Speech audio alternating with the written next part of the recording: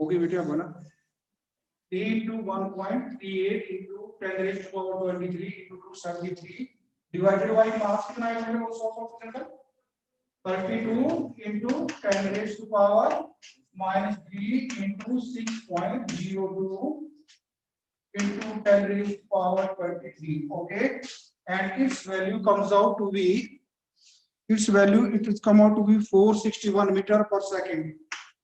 461 meter per second. Write down beta. So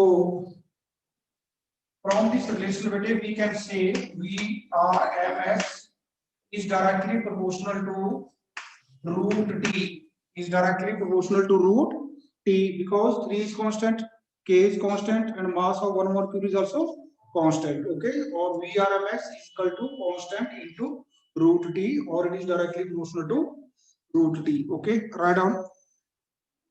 Next, most probable velocity of gas molecules. Most probable velocity of gas molecules. Most probable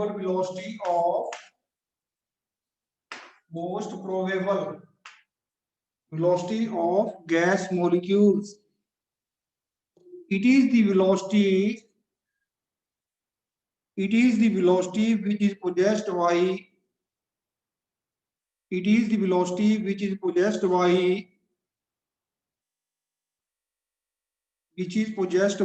large number या maximum number of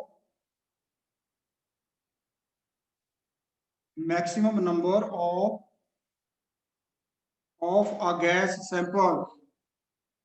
Maximum number of a gas sample. इसको समझ लेना बेटे, listen सुनो उसको।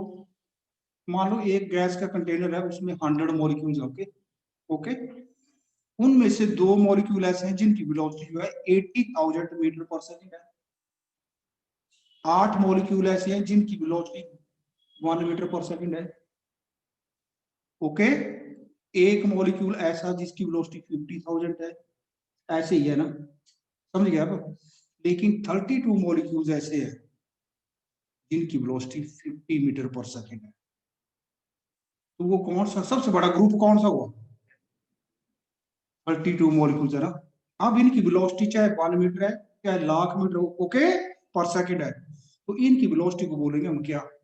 Most probable velocity. Okay okay, हमारे पास gas की collection है, उस गैस की कलेक्शन में जो है, ठीक है, छोटा सा कंटेनर होगा। जितना कंटेनर छोटा होगा जाहिर है उसमें टेम्परेचर क्या होगा सबका? बोलो, सेम होगा ना। जब टेम्परेचर सेम होगा तो काइनेटिक एनर्जी भी सेम होगी। लेकिन एक जो मॉलिक्यूल है वो तो कमरे के सेंटर में घूम रहा है, और एक मॉलिक्यूल उसी टाइम दीवार से टकरा रहा है, कंटेनर की वॉल से टकरा रहा है।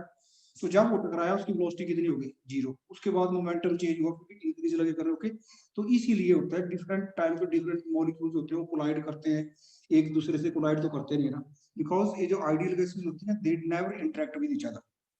इंटरेक्शन का मतलब समझ गए ना आप? मीन जैसे मैं आपको कल बता रहा था, खड़ी है गैस, आपका नाम भरत है। हाँ, ये मान लो एक मॉलिक्यूल है, ठीक है, और मैं ये मॉलिक्यूल है, जैसे कि आप है, मैं मून हूं। एक टाइम आता है जब मैं इससे बहुत हो जाता हूं ऑर्बिटर में, उस टाइम पे मेरा मैग्नेटिक फोर्स हो जाती है, ये रिलीज हो जाती है। और फिर जब एक टाइम आता है जब बहुत ग्रेविटेशन फोर्स है वो से क्या होती है? चेंज होती है। मास तो मेरा और इसका दोनों का कांस्टेंट ही है, मतलब मेरा अलग है इसका अलग है, लेकिन वो चेंज तो नहीं हो रहा है, समझिए। लेकिन जो आइडियल गैस के जो मॉलिक्यूल्स होते हैं ये रिप्रोड होते हैं, इनमें आपस में इंटरेक्शन नहीं होती। मीन इसके ऊपर अगर गैस का मॉलिक्यूल है, आइडियल गैस कौन सी होती है? जो है ही कोई गैस आइडियल नहीं। पर लेकिन फिर भी अगर हम उसको रीड करें तो जो आइडियल गैस का मॉलिक्यूल है तो मैं इसकी क्लोज से ओपन है, तो इसको मेरी हवा होने लगी। अगर हवा लगी तो यार फिर पहले बढ़ेगा कितना बनाए, ठीक है। तो गैस के मॉलिक्यूल्स को बैठे पूरा तो मान गया, मैंने लगता मान गया। तो ये जो है गैस के जो मॉलिक्यूल्स है, ठीक है, आइडियल गैस कौन सी होती है? इसके बीच में इंटरेक्शन लिखवा दिया ना आपको, लिखवाया है, लिखवा दिया ना। नंबर 2, अब लिसन सुन लो, गैस की जो एनर्जी होती है, टोटल मैकेनिकल एनर्जी, वो दो तरह से होती है ना। जो रियल गैस है जिसको मैं और आप सूंघ रहे हैं, उसके जो मॉलिक्यूल्स हैं, ओके ओके, वो जितने ज्यादा ग्राउंड से ऊपर होंगे उतनी उनकी पोटेंशियल एनर्जी होगी, और जितना रूम में टेम्परेचर होगा उसके हिसाब से उनकी स्पीड और काइनेटिक एनर्जी भी होगी ना। तो इस गैस की जो रियल गैस है, इसकी जो टोटल एनर्जी होती है, that is the sum total of mechanical energy and pressure energy. अब जो काइनेटिक एनर्जी हो तो डिपेंड कर रही है टेम्परेचर पे, और इस कंटेनर के बीच में जो उसकी पोटेंशियल एनर्जी वो डिपेंड क्या करेगी। इस सारे कमरे की गैस को मैं लेके मान लो कंप्रेस करके जो, ठीक है, इस माउस के बीच में डाल दूं, तो इसका वॉल्यूम क्या है, इसका वॉल्यूम क्या है, कम है। तो गैस के मॉलिक्यूल को चलने के लिए कितनी जगह है, एक मॉलिक्यूल दूसरे से कितना दूर होगा, बोलो सावास, इतना सा है ना। और अगर मैं इन दो मॉलिक्यूल्स को कमरे में छोड़ दूं, तो हो सकता है एक मॉलिक्यूल इस कोण में, दूसरा उसमें है ना। जितना वॉल्यूम ज्यादा होगा गैस का, जाहिर है उसकी पोटेंशियल एनर्जी भी क्या होगी। तो kinetic energy of A gas is a function of temperature and potential energy of A gas is a function of volume. Okay okay. तो जो आइडियल गैस है, इसको मैं चाहे माउस के बीच में रखूं, चाहे मैं इसको कमरे में फेंकूं, चाहे इसको ऊपर में अर्थ के ऊपर डाल दूं, उन तो लेना देना कुछ है ही नहीं ना। मेरी बात समझिए। ये जो रियल गैस है, इसकी गैस के मॉलिक्यूल एक दूसरे के ऊपर ग्रेविटेशन की फोर्स डालते हैं, अट्रैक्शन करते हैं, ओके। तो जितना दूर जाएंगे, जाहिर पोटेंशियल एनर्जी क्या होगी, इंक्रीज होगी ना। अर्थ से मैं ऊपर फेंकूं, जितना ऊपर फेंकेंगे आप या दूर फेंकेंगे आप, तो मेरी पोटेंशियल एनर्जी क्या होगी, इंक्रीज करेगी। ओके। तो जो काइनेटिक एनर्जी है किसी भी गैस की, that is a function of temperature. Temperature जैसे जैसे बढ़ाओगे उसकी काइनेटिक एनर्जी क्या हो जाएगी, बढ़ जाएगी, ओके। और जो रियल गैस है, उसकी जो पोटेंशियल एनर्जी है, that is a function of volume, that is a function of volume. वो जो आइडियल गैस है, उसका जो टोटल एनर्जी होती है, that is only due to temperature, that has no potential energy, okay. That has no what, potential energy, ठीक है।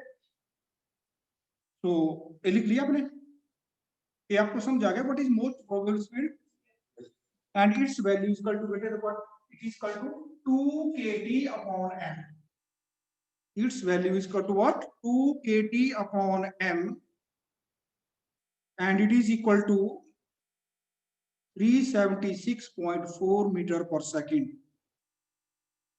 376.4 meter per second, okay.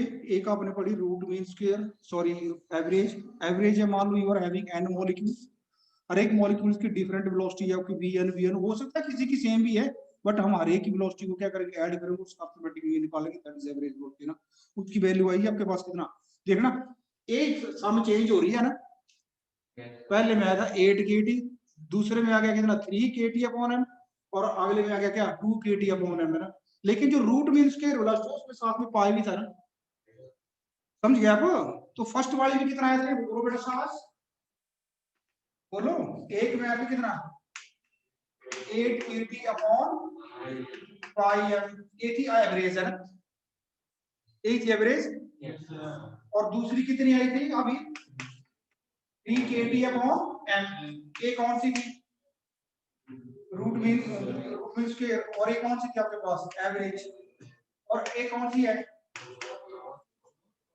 Yes, okay. Most probable, इसको लिखेंगे MP, most probable speed, okay okay. तो listen, केटी केटी सब नहीं है, हटा दो, एमपी सब नहीं है, हटा दो, ओके। तो बड़ी कौन सी है, छोटी कौन सी है, बोलो साथ में रूट है ना, रूट है जगह ना। तो ये आएगा आपके पास, ठीक है। सबसे कम कौन सी है वेलोसिटी, अभी निकाला अपने 376 है ना, वैसे भी रूट 2 कम ही होगा, ओके। और ये इससे क्या थोड़ी ज्यादा, और ये इससे क्या है ज्यादा, okay. So therefore you can say P most probable is less than VRMS is less than V average, V average, okay okay.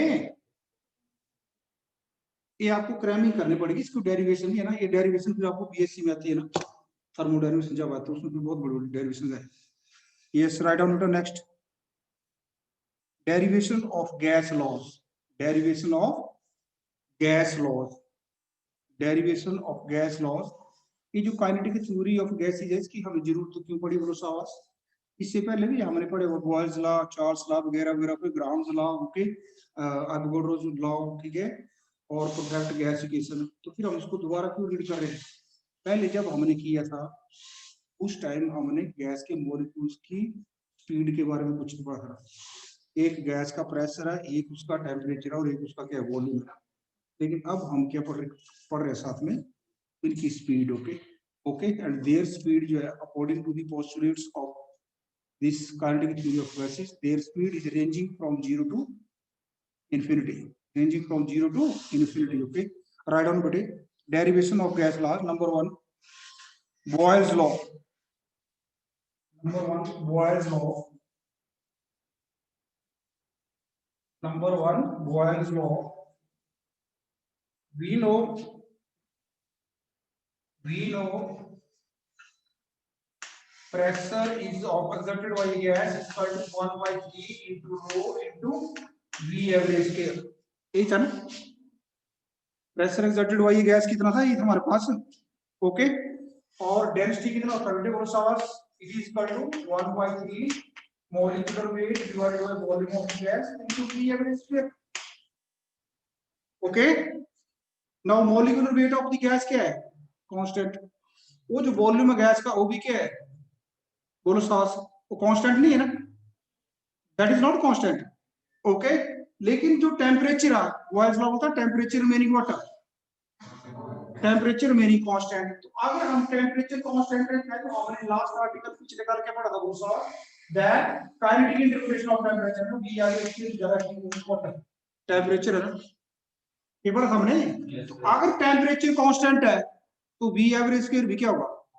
Constant. तो वी एवरेज स्क्वायर भी क्या हो गया? कांस्टेंट। एम भी क्या हो गया? और ये भी क्या हो गया? Constant. Therefore P is inversely proportional to V है ना, temperature remaining constant, temperature remaining, समझा गया? Temperature remaining constant. Number 2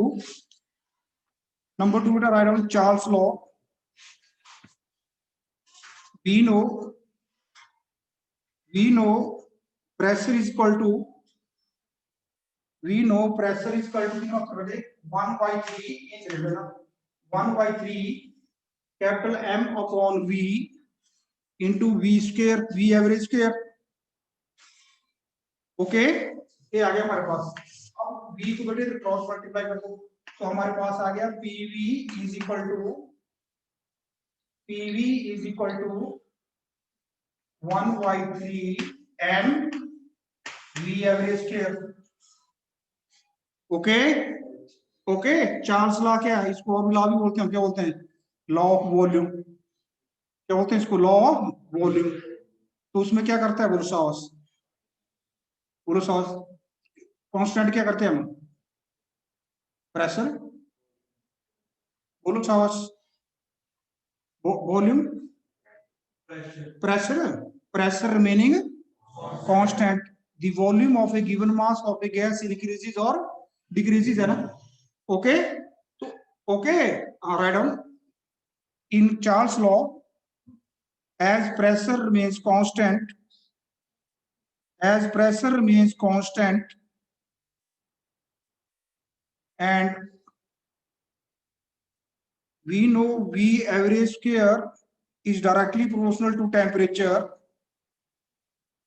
V average square is directly proportional to temperature, therefore PV is equal to 1 by 3 into M into T, okay, into T। 1 by 3 क्या है? Constant. और ये M क्या है? Constant. Pressure तो already क्या है? तो volume is equal to what? That is equal to 1 by 3 M upon P into T। ये चीज क्या बन गई? pressure remaining constant, molecular weight is already constant, 1 by 3 is what? Constant. So therefore V is directly proportional to temperature, V is directly proportional to temperature। Write down perfect gas equation, perfect gasification,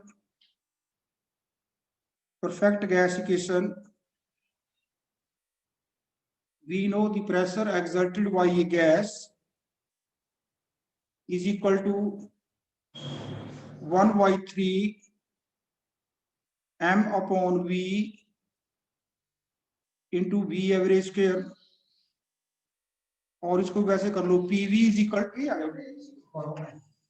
और PV is equal to 1 by 3 capital M into V square. Okay, again write down as V square is directly proportional to temperature. As V square is directly proportional to temperature, therefore PV is directly proportional to T. Okay, or PV is equal to RT. Where is R is what? Coefficient of this proportionality. This is for 1 mole. And if you are having n mole or mu mole, then PV is equal to nRT or mu RT. Okay. Next, let me write down.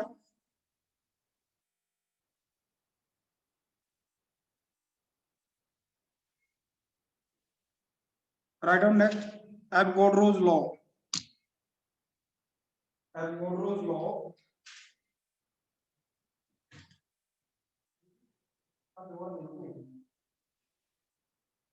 Avogadro's law. It states that equal volumes of all the gases. It states that equal volumes of all the gases under similar conditions of temperature and pressure.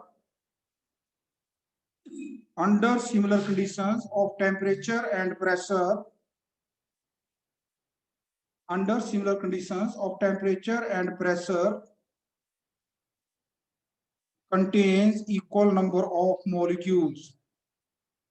Contains equal number of molecules. Let two gases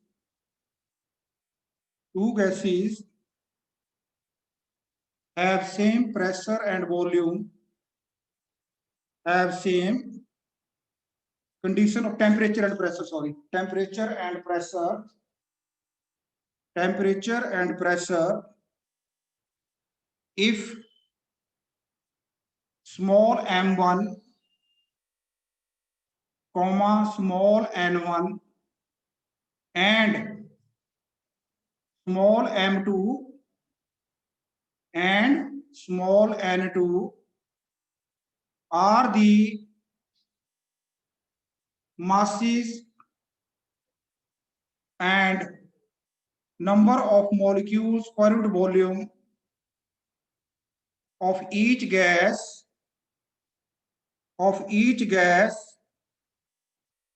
then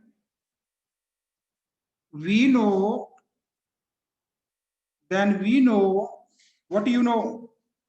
We know pressure exerted by gas is equal to 1 by 3 into m1 into n1 into what? Divided by V into what?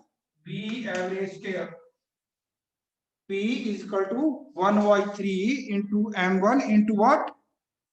n1 into V average square. Okay. Similarly, और इसको लिख लो और V को यहाँ पे लेके आओ, कितना आ गया?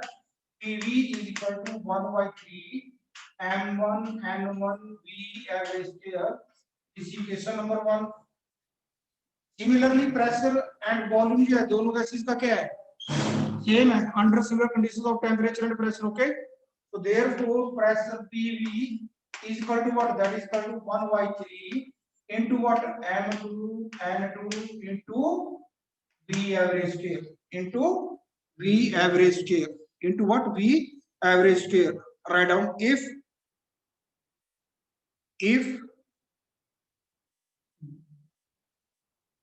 as as the molecules of two gases are not similar,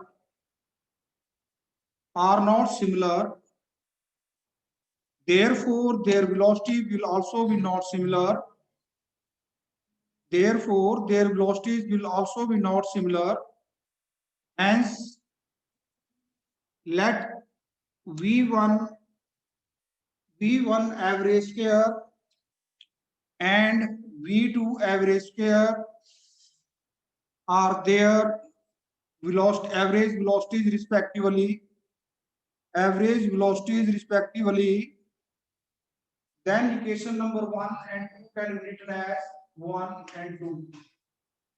M1 N1 V average square. Okay. Now that this equation number 3 and this becomes equation number 4. Okay. Their left hand sides are what? Equal. So therefore their right hand side will also be equal. Okay. So आगे बढ़े हमारे पास कितना therefore 1/3 M1 N1 V1 average square is equal to 1/3 M1 N1 V2 average square. V2 average square. Okay. We know kinetic energy of one molecule. Sorry. Yes. M2 V2 square. We know, that is equation number 5. We know kinetic energy of one molecule is equal to 3/2 kT. Is equal to 3/2 kT. कल किया ना मैंने, kinetic energy of one molecule and kinetic energy of a molecule. Okay, we know 1/2 M1 V1 average square is equal to 3/2 kT. Similarly, 1/2 M2 V average square is equal to 3/2 kT. 3/2 what? kT. Okay. क्योंकि temperature क्या constant. Okay. तो दोनों की जो kinetic energy होगी क्या होती है, that is equal to 1/2 M1 V1 square, जो 3/2 kT है, और इसकी भी 1/2 M2 V2 average square root कितनी है, 3/2 kT, that is kT. Okay. Okay. Therefore from equation 5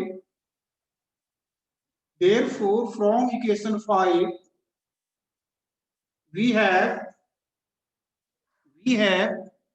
देखो बेटे, दो साइड है, इसको तो कैंसिल कर सकते हैं, 1/3 को इसको कैंसिल कर सकते हैं. ओके. और 2 से दोनों साइड क्या कर लो, डिवाइड. तो कितना बन गया, करो डिवाइड. तो ये बन गया कितना, 1/2 M1 V1 एवरेज स्क्वायर, और ये कितना बन गया 1/2 M2 V2 एवरेज स्क्वायर है ना. ओके. और ये कितना, दोनों की value 3/2 kT, 3/2 kT. So therefore 3/2 kT M1 भी और M1 भी कैंसिल हो जाएगा. ओके, हो जाएगा कैंसिल. सो आपके पास क्या बच गया, तो यही तो बोल रहा है ग्राफ, यही बोल रहा है. क्या बोल रहा हूँ, equal volume of all the gases that contains equal number of molecules. Okay, under same conditions of temperature and pressure. Under same conditions of temperature and, समझ आ गया. Write down last one. Dalton's law of partial pressure. Dalton's law, DALTON. Dalton's law of partial pressures. Write down it. Listen. खड़े जो 4 बच्चे, 5-6 बच्चे खड़े लो, वो अपने हाथ कर लो प्रेस से. एक कोई और गैस है, वो कोई और गैस है, अलग अलग गैसेज है ना. ओके. लेकिन है कैसी गैसेज है, आइडियल. तो क्या रहे आपस में इंटरेक्ट. इसने प्रेशर, इसका प्रेशर है शुरू में कितना, P1 P2 P3 P4 P5 P6 है. ओके. ओके. बशर्ते कि गैसेज आपस में इंटरेक्ट नहीं होती हो. तो टोटल जो प्रेशर होगा मिक्सिंग का वो कितना होगा, total pressure P is equal to P1 plus P2 plus P3, okay, plus P4 plus so on, okay, right on. It states that the total pressure exerted by a mixture of gases, the total pressure exerted by a mixture of gases which do not interact with each other, which do not interact with each other. अगर आपने word याद रखना तो gases के बाद ideal लगाना bracket में ना, okay, which do not interact with each other is equal to sum of the partial pressures, is equal to sum of the partial pressures which each would exert, which each would exert if it alone, if it alone occupied the same volume, if it alone occupied the same volume at the given temperature, at the given temperature, that is, लिख लो capital P is equal to P1 plus P2 plus P3 plus dash dash, okay okay बेटा जी, 1 minute रह गया, 1 minute में इसको करवा नहीं सकता, we will meet tomorrow, okay Sonia ma'am.